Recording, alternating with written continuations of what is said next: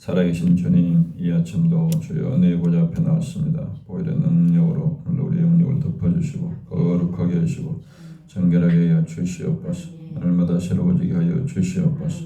성령께서 말씀하기도록 거룩하게 하시고 성령 충만한 일을 부어주시고 성령과 불로 세례를 주시옵소서. 성령께서 우리의 영안을 열어주시고 주여 하늘문을 열어주시고 그 은혜로 함께하여 주시옵소서. 참여 하나님께 모든 영광을 돌리게 하시고 하나님의 나라가 임하게 하시고 하나님의 거룩한 뜻이 이루어지게 하여 주시옵소서. 오늘 하늘문을 여시고 성경 약속된 영육간의 모든 축복이 풍성히 임하게 하시고 모든 기도가 응답되게 하여 주시옵소서. 예수 그리스도의 이름으로 기도드립니다. 아멘. 복창하시 기도로 세계를 변화시키라. 기도는 하나님의 일이다. 기도는 반드시 응답된다. 기도를 세계를 변화시키라. 우리의 그 중보기도 속에 항상 그 기도가 세계적인 기도가 다 들어 있습니다. 오늘은 30장 중보기도. 우리가 이제 기도할 때 크게 보면 나를 위해서 하는 기도가 있고 다른 사람을 위해서 하는 기도가 있습니다. 중보기도는 바로 다른 사람을 위해서 기도하는 것입니다. 중보기도가 그런데 중보기도를 많이 하게 되면 내가 오히려 은혜를 받고 복을 받게 됩니다. 내 믿음이 그만큼 그릇이 커지고 축복의 그릇이 커집니다. 또 다른 사람을 위해서 최고로 축복하는 것이 뭐냐면 그들에게 복음을 주는 것이고 복음을 주는 것은 천국을 주는 것이고 주님을 주는 것이기 때문에 복음을 주는 것이고 그 다음에는 이제 중보기도 해주는 것이라고 볼 수가 있습니다. 그래서 중보기도는 큰 도움을 주는 것과 마찬가지입니다. 왜냐하면 하나님이 도와주시기 때문에 그 기도를 듣고 하나님이 도와주시기 때문에 사람의 도움은 한계가 있습니다. 남을 도와주는 것도 부모가 아무리 자녀를 축복하시고 도와줘도 한계가 있습니다. 그런데 하나님의 도움은 성경에서 약속된 모든 것을 도와주시기 때문에 그보다 큰 도움은 없습니다. 그래서 나무의 기도가 큰 도움을 주는 것이다. 또 두 번째는 중보기도를 하면 우리가 복을 받게 됩니다. 마태복음 10장 13절에 보면 이제 예수님이 제 아들에게 전도 훈련을 보내면서 가정마다 갈 때마다 그 평안의 복을 빌어주라. 그러면 그 사람도 응답받지만은 복은 또 내가 받게 됩니다. 또 세 번째 원리는 믿음이 자라게 됩니다. 그러니까 나를 위한 기도. 우리가 이제 타락한 인간은 다 내 중심이 됐잖아요. 이기심으로 자있기 때문에 신앙생활을 해도 내 중심으로 하면은 믿음이 한계가 있습니다. 성장이. 그래서 우리가 그 중보기도에 보면은 나 중심의 신앙을 버리고 하나님 중심으로 믿음이 자라게 해주시옵소서. 그런 제목이 있죠. 그게 제가 요 근래에 깨닫게 된 거예요. 이게 아무리 기도를 많이 해도 나 중심으로 기도하면 이게 나 이상 성장할 수 없구나. 내 이기심을. 그래서 내 중심의 어떤 신앙은 그것은 좋은 믿음이 아니잖아요. 하나님이 원하시는 믿음으로 성장해야 되잖아요. 하나님 중심 신앙으로. 그래서 이것은 중보기도는 완전히 이타적인 겁니다. 나를 아닌 다른 사람을 위한 기도이기 때문에 그것은 믿음이 없으면 기도할 수 없고 또 사랑이 없으면 기도할 수가 없어요. 그래서 남을 위해서 기도해 준다는 것은 굉장히 영적으로 믿음이 있어야 되고 또 그 영혼에 대한 사랑이 있어야 됩니다. 우리가 남을 위해서 기도해 보면 알잖아요. 그게 얼마나 힘들다는 것이. 그래서 중보기도는 이제 하나님과 사람 사이를 연결시켜 주는 기도입니다. 그래서 하나님이 가장 기뻐하는 기도입니다. 성경에 보면 이제 가장 중요한 원조가 중보기도의 원조가 예수님이죠. 예수님도 중보기도 하시고 성령님도 중보기도를 하십니다. 우리는 그 예수님의 중보기도에 믿음으로 동참하는 그런 큰 특권을 우리에게 주신 겁니다. 사도행전 12장 1절에서 5절 그때 헤로드 왕이 손을 들어 교회 중에서 몇 사람을 해하려 하여 유대인들이 이 일을 기뻐하는 것을 보고 베드로도 잡으려 할세 때는 무교절 기간이라.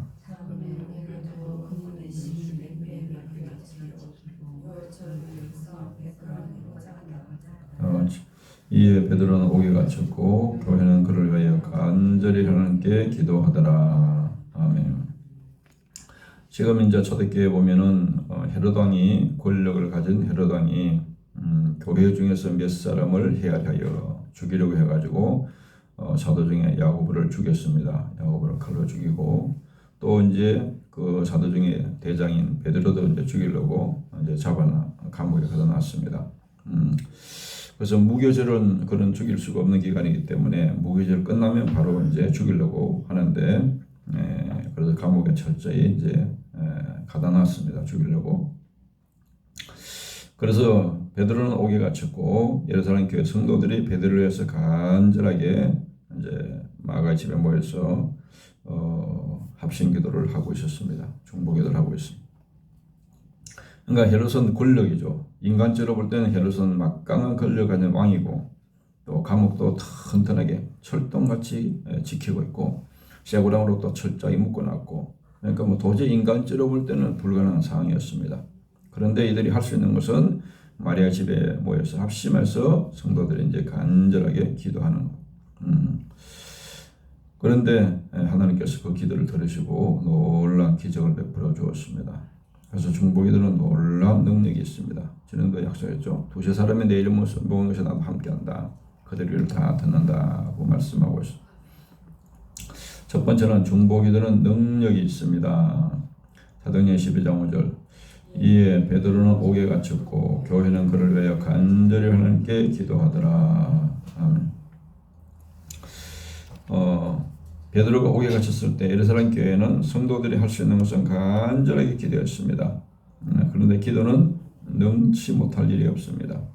사람이 돕는 것은 우리가 한계가 있지만 가진 힘을 또 물질을 더하는 것인데 기도하면 전능하신 하나님께서 도우시기 때문에 불가능이 없는 겁니다.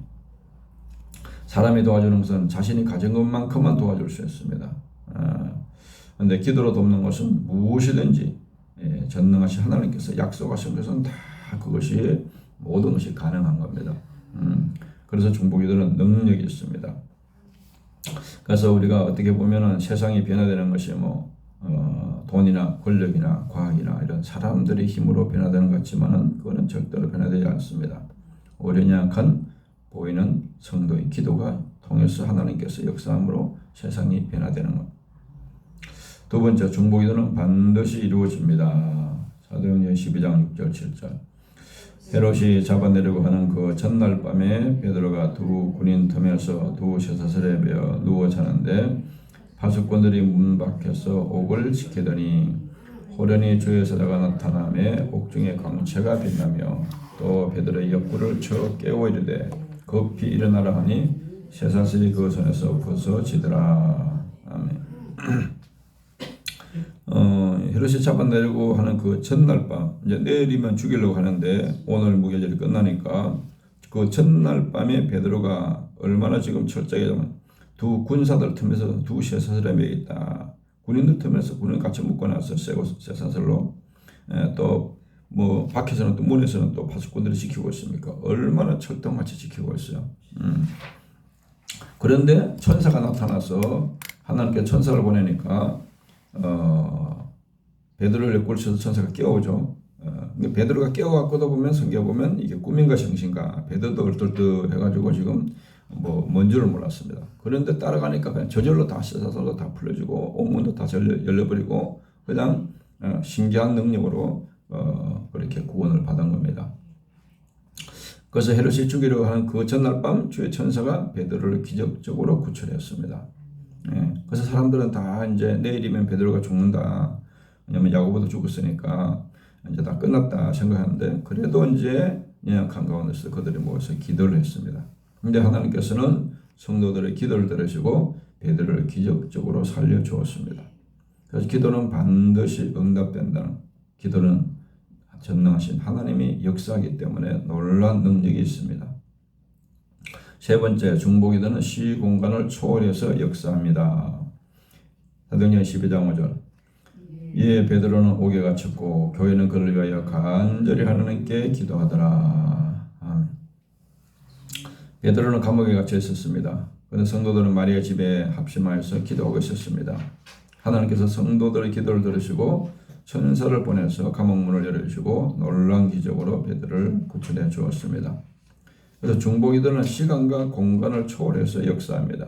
지금 마리아의 집에서 모여서 기도하고 있지만은 하나님은 그 기도를 들으시고 감옥에 역사를 하신 겁니다. 기도는 하나님이 세상에 어디 있든지 장소를 초월해서 도울 수 있는 거기 때문에 기도보다 더 위대한 것은 없습니다. 근데 나중에 응답되는 것을 보면 얼마나 신기한지, 베드로 자신도 그냥 꿈인지 생신지 생각하고, 그 베드로가 구출돼가지고 이제 그 기도하는 마리아 집 앞 문을 막 두드렸습니다. 그 사람들 무서워가지고 다 문을 걸어 잠그고 있었어요. 그래서 기도하면서도 베드로가 구출될 것을 그들이 믿지를 않았어요. 베드로가 문을 두드리는데 믿지를 않았어요. 그래서 이제 여종이 갖고 문을 두드리면서 베드로 왔다 그러니까 사람들은 뭐라 해서 반응이, 아니, 베드로가 이 천사가 왔다 그래요. 천사가. 자기가 기도하면서도 믿지 못했어요. 믿지도 못한 신기한 일이 일어난 거예요. 기도하니까.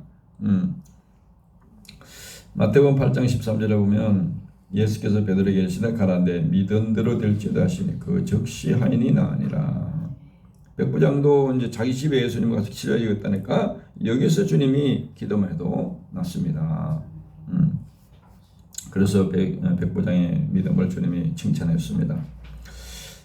요한복음 4장 50절 53절에 보면 예수께서 이르시되 가라 내 아들이 살아있다 하시니 그 사람이 예수께서 하신 말씀을 믿고 가더니 내려가는 길에서 그 종들이 오다가 만나서 아이가 살아있다 하거늘 그 낳기 시작한 때를 물은적 어제 7시에 열기가 떨어졌나이다 하는지라. 그의 아버지가 예수께서 내 아들이 살아있다 말씀하시 그때인 줄 알고 자기와 그 온 집안이 믿으니라. 그러니까 하나님은 온 우주를 통치하시는 분이기 때문에 시공간을 초월해서 주님이 말씀하면 다 해결되는 겁니다. 결론적으로 중보기도는 또 큰 천국의 상급이 쌓입니다. 상급이. 천국의 상급이 최고의 영원한 축복이라고 그랬죠. 중보기도는 능력 있는 기도입니다. 중보기도는 반드시 이루어집니다. 중보기도는 시공간을 초월하여 역사합니다. 중보기도는 하나님의 가장 기뻐하는 기도 중에 하나입니다. 그래서 성경에 보면 위대한 믿음의 사람들의 중보기도를 하나님께서 놀라운 응답을 하시는 것을 볼 수가 있습니다. 창세기 18장 32절에 보면 믿음의 조상 아브라함도 이제 롯을 위해서 기도하죠.